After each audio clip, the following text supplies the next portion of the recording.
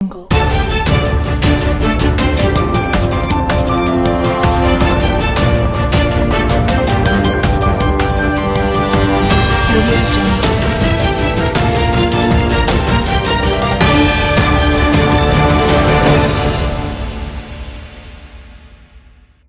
देख रहे हैं प्राइम न्यूज और मैं हूं खबीब अब्बास।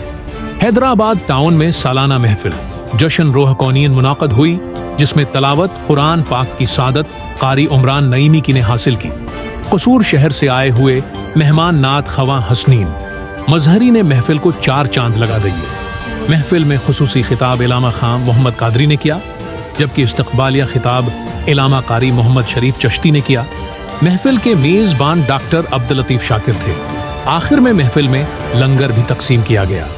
जश्न रोह कौनीन कॉन्फ्रेंस की सुदरात हजरत पेर सूफी मोहम्मद ममरीज नक्शबंदी ने कीनात शरीफ के लिए हसनीन मजहरी ने अपनी खिदमात पेश की। खुसूसी खिताब खां मोहम्मद कादरी ने किया।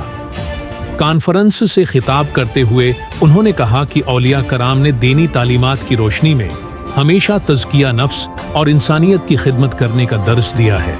हमारा फर्ज है कि हम अपनी जिंदगी को कुरान और संत के मुताबिक ढालें, ताकि दुनिया और उखरत में कामयाबी हासिल कर सकें।